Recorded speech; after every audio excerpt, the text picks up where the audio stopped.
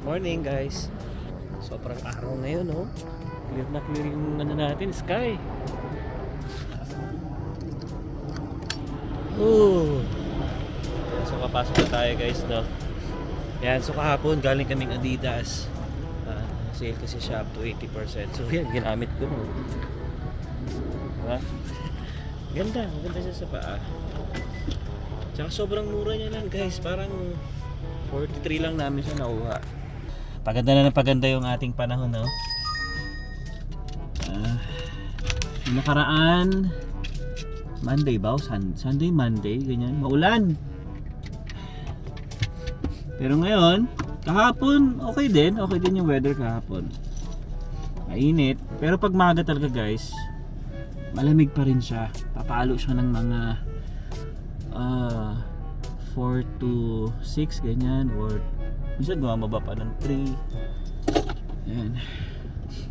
Pero pag ganun na lang siya guys, doon na lang siya naglalaro. Okay, so trabaho na naman. Ayan. Samahan nyo ako guys ngayon, ano? Yun nga guys, na-update ko na rin guys sa work ko. Ayan. So kahit pa paano naman, yun na, nakakasunod naman na tayo sa ginagawa natin. Yun nga, sabi ko nga sa inyo guys, nung binigyan ako ng project, ano siya, malaki, sobrang laki niya. Nakaka-enjoy lang kasi alam niyo yun, marami akong natututunan. Malapit na rin tayo matapos. Hindi naman yung ano, no, siguro nasa ano na ako, mga nasa 65% na ako dun sa ginagawa ko. Yeah, ano lang, tuloy-tuloy lang talaga. Syempre, more on research pa rin tayo. Nag-aaral pa rin ako, nag-enjoy ako. Yun nga, ang gusto ko dito guys talaga, daily ako natututo. Sorry. Itingnan ko kasi yung sasakyan. So daily ako natututo dito guys. Kaya excited lagi ako pumasok. Kasi nga marami tayong nalalaman, marami tayong natututunan. Yun ang importante dito eh. Siyempre sa una talaga, sabi ko nga talaga, struggle talaga. Pero in the long run naman, alam ko naman makakabisado ko rin yan. Hintayin muna tayo maklear tong ating kaliwa at kanan. Ganito kasi talaga dito guys. Kailangan maklear mo muna yung kaliwa tsaka kanan. Sabay dapat hindi pwedeng clear lang yung kaliwa tapos numuso tayo dito sa gitna. Hindi pwedeng ganun dito. Yan, so wow, ganda ng weather ngayon. 6 ngayon sa akin guys, 6. Yung nga galing kami ng Adidas. Dito sa may BMO Center yun guys. Sale sila up 80%. Ang daming apparels, shoes talaga, napakadami. Yun nga lang sa shoes, limited lang din yung design eh. Hindi talaga siya lahat magaganda. Yung iba medyo malalaki yung size. Kaya paswertehan talaga, paunahan talaga. Pero tingin ko yung mga nauna, yung mga maga, maraming nakuha, kasi merong mga design doon na naiwan, parang 11 na lang yung size. Yun nga pala guys, no, ngayong araw na to, sabihin ko na rin sa inyo, ito yung time na hearing natin sa Calgary Court. Ito yung guys, violation ko nung last year pa to. I think August pa ata to eh. Hindi ako nagkakamali. Parang August pa to. Yun yung sumundo ako sa friend ko galing US na tayo. Nakamerahan tayo. Hindi naman tayo na pullover, camera lang. Gusto kasi namin ma-experience talaga guys, no? At para makwento rin namin sa inyo kung paano ba yung ginagawa. So yun, kaya gusto namin i-share sa inyo guys, no, experience dito. And para at least malaman natin kung ano bang meron doon, kung paano ba yung ginagawa nila. Pero syempre bawal yung camera doon, kakwento na lang namin sa inyo mamaya. Isipin nyo, no, August pa ako nahuli, tapos May yung hearing ko. Ang tagal, no? Ganun siguro karami yung mga kaso everyday or mga violation na nangyayari. Kasi yung sa akin guys, kwento ko na lang din sa inyo, yung mga bago lang dito sa channel namin, nakamerahan kasi ako guys, basta alam ko August yun eh. Sumundo nga ako sa airport, nakamerahan ako, pauwi ng pauwi na ng bahay. Nasundo ko na yung friend ko nun sa airport. Tapos nakamerahan nga tayo. Yun. So ang alam ko talaga that time 80. Nangyari, lumampas tayo dun sa speed limit. So hindi ko napansin yung yung sign. parang ang alam ko kasi that time 80, yung pala bigla nag-down sa sa 60. Ayun, so yun, nakamerahan tayo. So may siya guys, may mga depende sa speed mo, dun yung yung babayaran mo. Para kunyari, speed ka lang ng maximum speed lang ng 60, dapat hindi ka lalampas doon. So pag lumampas ka doon, I'd say nga ako parang nasa 70 plus ako so may computation yun. So yun yung babayaran mo. Ayan, so biyahe muna tayo guys. A few inches later. Hi guys! Surprise! So ako bigla yung may hawak ng camera. Diyos ko, gusto nyo malaman kung anong nangyari? So, eto. So, ayun na nga, napapunta tayo dito sa Chinook Station na dapat hindi talaga dito yung sakayan ko. Papunta sa work. Yan, sa internship. Pero kasi ito si Alwin. Yan, sa kasamaang palad. Naiwan itong camera na naka-clip doon sa sasakyan niya. Siyempre, delikado yon, alam nyo. Dito rin naman talaga sa Chinook Station, maraming homeless. So sabi ko, balikan mo. Pero kasi, andun na siya sa office niya. So hindi na raw siya makakabalik. So ako, papasok pa lang. Kaya sabi niya, baka pwedeng dito na ako sumakay papuntang work. Kasi nandito naman yung train station. Although, mas malayo yung ganitong ruta ha. Kasi magtatatlong sakay ako. Pero sabi ko, sige na lang. Kasi delikado rin, maiwan talaga yung, alam mo yun, itong camera namin na naka-display. Ayan, makaka-invite pa na mamaya mabasagan pa kami ng sasakyan dahil yan nakita yung camera. Yun. So, andito tayo sa train station ngayon. Antay ako 7 minutes. Sana hindi ako malate. Kasi nagbus ako papunta dito. And then magti-train station ako pa downtown. And then after downtown, magbabas na naman ako papunta dun sa law office. Supposedly, yung usual route ko ay 2 buses lang. Yan, kapag gagamit ako ng bus 302. But since napunta ako sa Chinook, ayan, 3 rides. Ito talaga si Alwin, no? Hindi kasi may daw siya, nakitang kakilala. Alam mo naman yun. So, nalimutan na kunin itong camera. Yan, antay mo na ako dito. Hiningal ako kasi nagmamadali ako. Pero 6 minutes pa naman para yung train. So, yun. Anyway, ayan. Grabe. Buti na lang, 8:30 pa lang. So, yung office ko ay 9 o'clock. I think, I still have time. Wag lang malate yung bus, no, na next na sasakyan ko. Ayan na.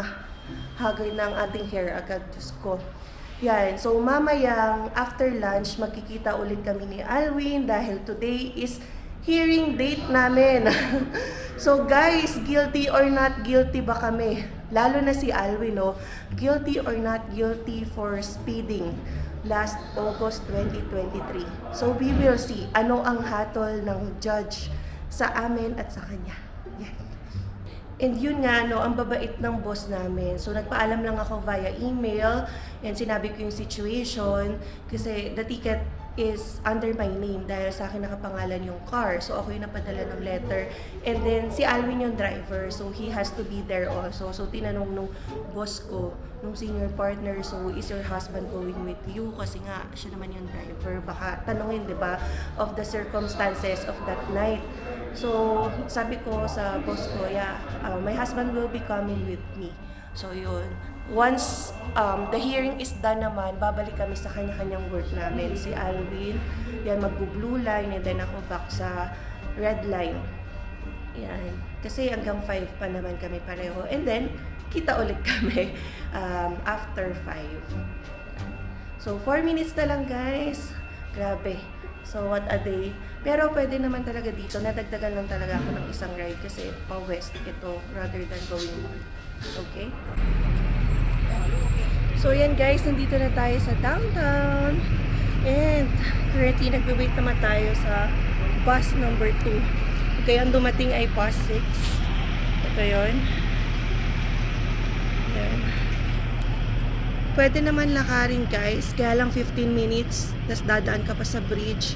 So, maybe next time, not in this clothes, kapag siguro naka, tayo, hoodie or shirt, kasi ngayon naka-blazer tayo. Di na ako winter jacket, kasi mainit na, double digit na dito. Okay, so, in 4 minutes, nandito naman na rin yung bus. Yan, so, kakatapos lang natin mag-lunch, and since pupunta na tayo ng hearing, okay, nandito na tayo sa bus stop para hindi tayo malate. Alam niyo naman, first time na hearing, yan, hindi dapat tayo makamiss ng appointment kasi sobrang tagal bago nila iset yan. Otherwise, you have to ask for adjournment before. Yan. So, I will meet Alvin doon na sa Calgary Courts, doon ang meet up namin. And I don't know until what time yon. That's why dinala ko na yung bag ko, sabi rin ng kasamahan ko. Kasi we don't know kung until what time matapos yon. Yan, so we will see. Actually, nervous na ako anong mangyayari if I will be the one na tatanungin ng judge or si Alvin kasi he's the one driving. But yeah, I'm ready naman to answer. And ask for forgiveness kasi car naman talaga ni Alvin yon. We will see kung pwedeng kalahatiin na lang yung charge na $193 or pwedeng i-let go na lang, no? Ask for leave. So, andito na yung bus. Okay? Okay, nandito na tayo sa train station naman. So, si Alvin nag-message siya sa akin 24 minutes daw na delay yung train niya. So, I'm not sure. Sana naman hindi siya malate. Yan yung hindi dapat pwede mangyari. Isang beses lang court hearing. Kaya dapat makaabot siya. I don't know what's the problem sa blue line. Galing kasi siyang blue line eh. So, yan. Mahaba pa naman yung time, but still, sana, di ba, mas okay na kung sabay na kaming aakyat, hanapin namin yung room. Yeah, but we'll see. Okay, so we are here now at Calgary Court Center. So, napakataas na building to sa downtown. And Calgary Court Center. Kapag uwi rin ako ng Ogden, dati nung nasa St. dito ako sumasakay, 302. Yan, but since sumasabay na tayo kay Alvin pa uwi, hindi na ako dito nag-aabang. So anyway, pasok na muna tayo. And I'll keep it pala yung recorder ko, yung camera. Kasi bawal. So, dun yung entrance. And actually, parang airport to. Maraming isi-check. Ayan, so dito na tayo guys sa Calgary Court, no? So punta na kami doon sa room namin. Muntik ka pa mali. Muntik pa mali isip. Several song-filled hours later. And guys, so patatapos lang namin dito sa Calgary Court. Ay, nako. Kwenta namin sa inyo guys, ano nangyari. Ayan, baby. Guilty or not guilty? Pumili kayo. Sabihin namin mamaya sa huli. Ayan, so yun guys, bali... Mabilis lang. Oo, sobrang bilis lang May yan. nauna rin kasi ako letter. Ewan ko kung alphabetical. Abrado. Ang hirap din maging alphabetical mo. Narinig tuloy yung click ko. Hindi, una muna, nung dumating kami, guys, dumating yung officer. Oo. So, usually kasi yung mga nagko-comment sa amin, so, punta lang kayo doon kasi, naman, malang uma-attend ng mga traffic enforcers. Kung sino yung nag-photo ng, nyo, speeding. Pero ito, guys, full force sila. Ang dami rin namin kasabay eh. Like, Mga siguro, Mga walo yun. nasa 10, ganyan. Okay na. Nandyan lahat ng officers. Yeah. So parang hindi ka rin makakadepensa na ganito yung nangyari, ganyan. Kasi he's ready to provide evidence. May folder din siya. Ano ba yung sitwasyon nun? May circumstance. I asked pa nga baka may construction ba nun? Sabi niya wala. Wala. And baka mas mapamahal pa raw yung penalty namin kung may construction tas nag-speeding. So, baka daw nasa $400 nga if ever yon, hindi 193. So, na-understand ko na rin naman yung sitwasyon kasi tinanong ko na rin naman si Alvin. Sabi niya hindi niya talaga nakita Hindi ko talaga na nag-change napansin. ng from 80 to 60. Sinabi naman niya, di ba, 80 tas bigla daw nag-60 Oo. kasi nga daw parang may stoplight. Oo. So, since nandun na yung traffic enforcer, syempre hindi naman na tayo makikipag-argue. We just wanna plead some leniency lang sana, like cut in half yung price. Pero guys, natapat kami sa strict Stricto niya. judge. Your worship yung tawag. Your worship, you wanna like ask for the court's leniency if ever, since this is a first time offense, ganyan, we will not do it next time, parang ganon. Pero sabi kasi nung nag-a-assist din sa amin, the speeding violation, this is a strict liability case. So they just need to prove yung registered owner ng vehicle, there was speeding, and that's it. So whatever the intention is, kunwari hindi sinasadya or hindi nakita, it's really totally dark that night, hindi yun magpupush through kasi committed pa rin talaga yung offense. So yun, ganun pa rin yung penalty namin. Ano lang kami, binigyan lang kami ng more time, like hanggang August. more months, like June, July, August, like 3 more months to pay. Yan. So, ganun pa rin guys. So, parang lalabas guilty. Kasi ganun talaga, may documents sila eh. So, hindi na namin sinet pa na trial na, hindi kami yun, hindi yung car ko yun. Hindi hindi nag-i-speed si Alvin nun. So, ayaw na rin namin matotally waste yung time ng court. Yan, since hindi sila nag-show ng mercy or even cut in half, siguro nasa nga kami sa mahigpit na your worship, yan, na nag-handle ng case. So, we just accept it and pay it.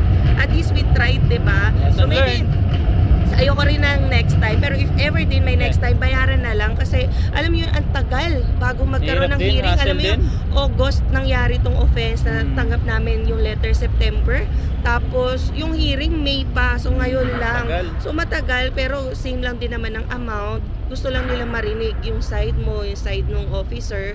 So yun, kung lahat naman documented, dumating din kasi yung officer, kaya wala na ring lusot kasi he's there to tell everything, ano ba yung nakita niya, ano ba yung circumstance ng street, yan, yun, andun lahat, pati yung car talaga, hindi mo madedeny yun. Yun. So babalik na kami. Lakad na kami, nagpaalam lang kami guys sa trabaho namin. Mabilis lang. Siyempre mabait nga yung boss natin, pumayag naman siya. Sabi ko nga lang, sir, meron lang akong hearing, ganyan, violation. Sabi pero ko, ano pala guys, no, hindi kailangan ng driver, sinama ko lang sa amin. Hindi pala, basta kung sino yung registered owner, siya yung haharap, kung ano yung i-explain mo, siya yung mag-explain kahit hindi siya yung driver. Kasi ano nga talaga to, strict liability offense. Bakit tayo na dito? Ay, dito tayo sa kabila pala. Yun, kakaibang experience guys. Fun din. Hindi naman yung reason natin, di ba? Pag gusto natin masubukan. Masubukan lang i-half, pero hindi ma-half kung dadating yung traffic enforcer na nanghuli sa inyo. So, kung hindi sana dumating, pwede yun i-cut kasi walang magde-defense sa side nila. Parang yung isa kanina, di ba? Hindi dumating yung isa niyang officer. Pero may nag-affidavit yun. Red line. Pwede ka na dyan. Pero blue line ka na. Sabay na lang tayo. Blue line. Babalik kami sa office guys kasi 2:30 pa lang. Aga pa. Maaga pa. Sabi ko rin naman sa boss ko, babalik ako. Tsaka ang aga namin nataas, hindi pa talaga tapos doon, di ba, mga 8 to 10 doon. Nauna lang ako kasi aprado. Buti nga, at least nauna na tayo. At least makakabalik tayo ng office. Okay? Ayan. So yun guys. Aral sa atin yan, Aral sa'yo kasi ikaw okay. Hindi ko talaga siya napansin. Kasi isipin niyo naman guys, 2 years na kami dito, wala naman ako ulit ng naging violation. Kasi maingat din talaga ako. Yun nga, kataon lang talaga na hindi ko siya napansin. Yan. Pero ready na rin naman kami bayaran dati. Sabi ko, antay pa ba natin yung court date? May, sobrang tagal. Pero sabi, sige, try na lang natin. Kasi iniisip ko, nasan kaya ako noon, naka-intern, baka strict yung boss ko, hindi ako payagan sa hearing, ganyan. Pero buti na lang, allowed. Tapos tinuloy ko na lang. Yun, babayaran na lang namin online. Yung $193. Bye! Ay, nako. Laki nun. Okay lang. Buti na lang, pipihit ka. Oo nga. Kanina, pero alam mo ba, tumaas pa. Oo, tumaas. Sayang. Nagpa-manual trade siya, so may Pakita kasi panggagalingan naman siya ng pambayad. So sabi ko, oy Alvin naka $53 si Pakita kasi, Alvin. ayaw ko makikita eh. Dito nga tayo sa maaraw eh. Ayan tumaas Mm. Dito ako nag-cut Tapos tumaas pa. Sayang. Yan. Mga ano lang, mga $15 din yun. Yan. So, profit naman siya ng $53. Pero pag kinonvert mo yun sa Canadian dollars, siguro nasa 60, 70. So, at least may, one-third, ganun, more than 30% na tayo ng pambayad. Ay, Diyos ko. Ayan, so yun guys, while waiting, ganda na ng weather namin ngayon, no? Nagdoble pa nga ako. Ang init na. Pero mainit na pala. Sobrang init na. So alam nyo guys, muntik pa akong late kanina kasi ang tagal nung blue line. Nung dumating ako doon sa station namin, doon dumating ako doon sa station, 23 minutes. Kasi Emma natataranta na. Ay, red line pa rin to eh. Yun mga 3 minutes. Ayan, red line pa rin to.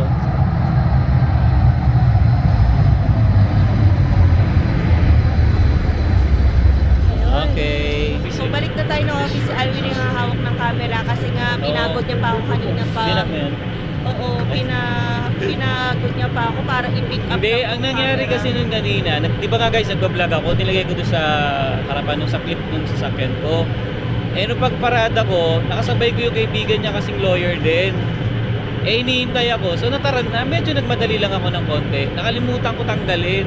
Eh naalala ko, nandito na ako sa office. Hindi ko nagagawin ulit yun Eh kasi buti ang na layo. lang, yun na nga, hindi kasi sabi ko naman sa sarili ko, kung babalik ako, malilate naman ako.